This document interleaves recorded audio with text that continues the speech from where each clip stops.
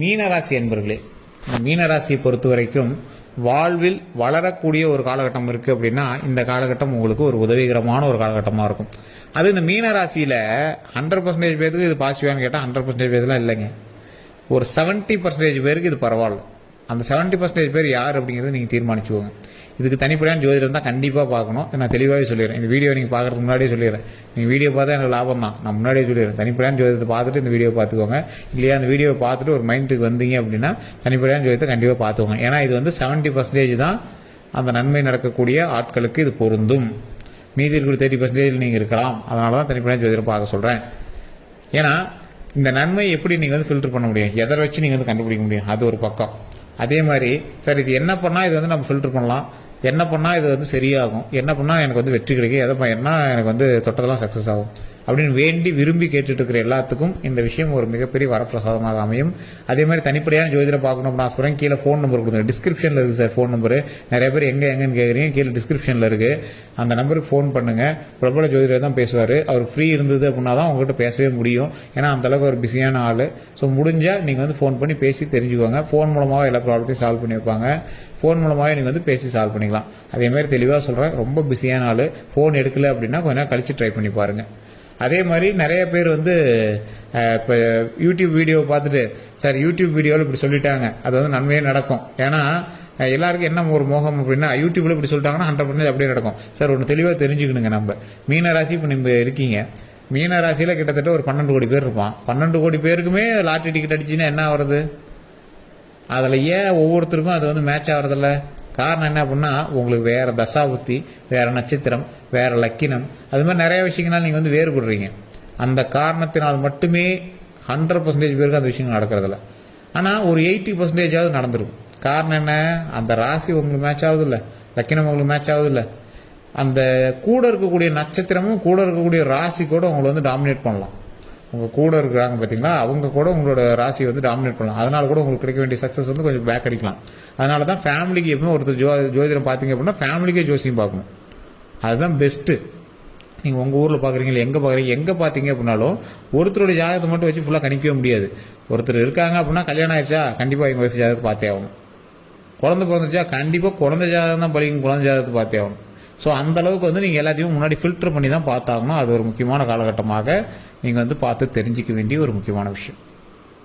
சரி சார், இதில் இன்னொரு விஷயம் என்ன அப்படின்னா, இந்த மீனராசிக்காரர்கள் எப்பொழுதுமே பெருமாளை வணங்கக்கூடிய ஒரு ராசி அப்படின்னு சொல்லலாம்.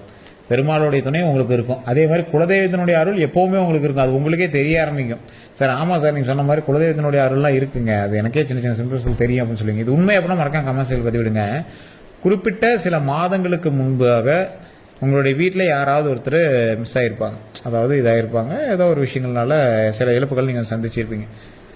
இதன் மூலமாக பல கஷ்டங்களையும் நீங்கள் வந்து அனுபவிச்சிருப்பீங்க. எது பாட்டியோ தாத்தாவோ இல்லை மாமனார் அந்த மாதிரி ஏதோ ஒரு சின்ன விஷயம் இல்லை, அது பெரிய விஷயம்.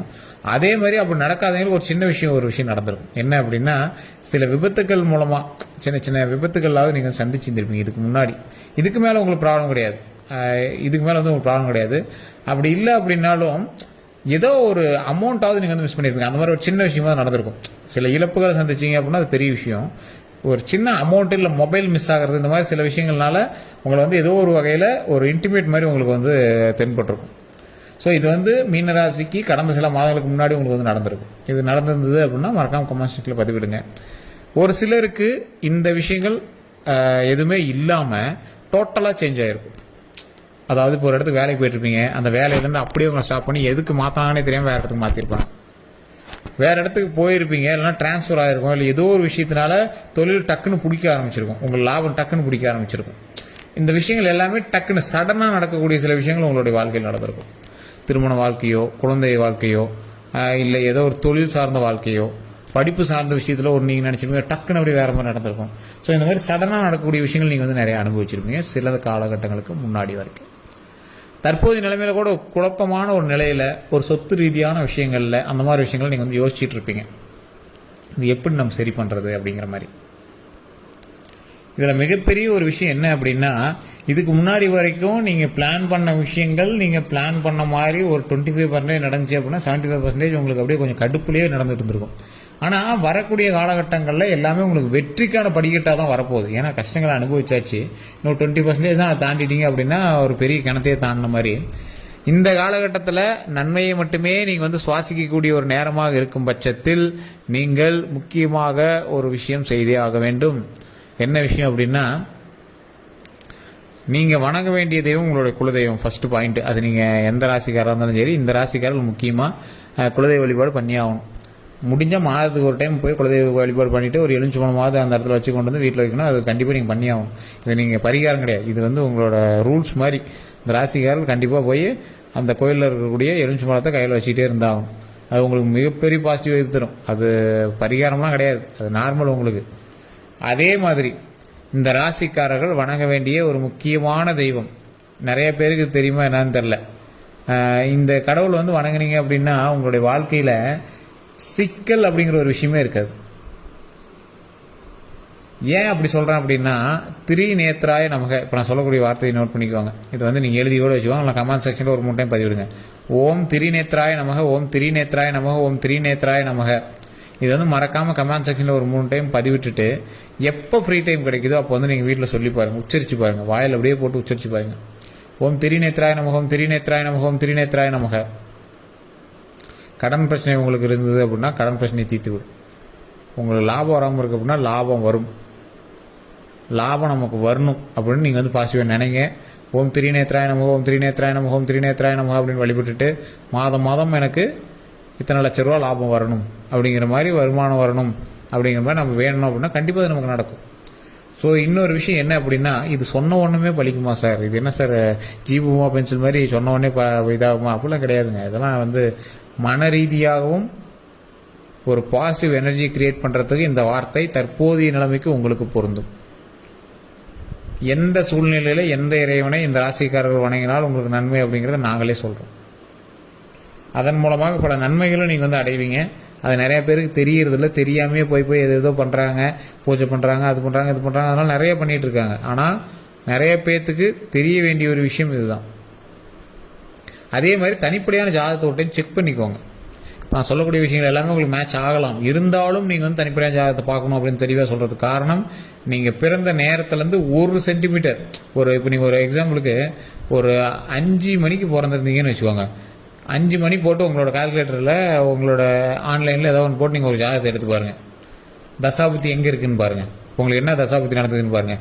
அதே 5:01 நான் முன்னாடி சொன்னது 5 மணி 00 நிமிஷம், அதுக்கு ஒரு தசாபுத்தி காட்டும், அதோட டேட் வேறு மாதிரி காட்டும். அதே 5:01 போட்டு பாருங்கள், உங்களோட தசாபுத்தி டேட்டு அதிலேருந்து கிட்டத்தட்ட எவ்வளோ நாள் மாறி இருக்குன்னு பாருங்கள். ஏன் அப்படின்னு கேட்டிங்கன்னா, கிரகத்தினுடைய ஆக்சிஸ் மாறும். இத்தனை டிகிரி திரும்பிச்சு அப்படின்னா நிறைய ஆக்சிஸ் மாறும். அப்போ எத்தனை நாட்கள் உங்களோட ஆக்சிஸில் இருக்குது அப்படிங்கிறது கண்டுபிடிக்கணும். உள்ளே போனீங்கன்னா மிகப்பெரிய சயின்ஸுங்க, நிறைய பேருக்கு தெரியறது இல்லை. அது ஆஸ்ட்ராலஜிங்கிறது மிகப்பெரிய சயின்ஸ்.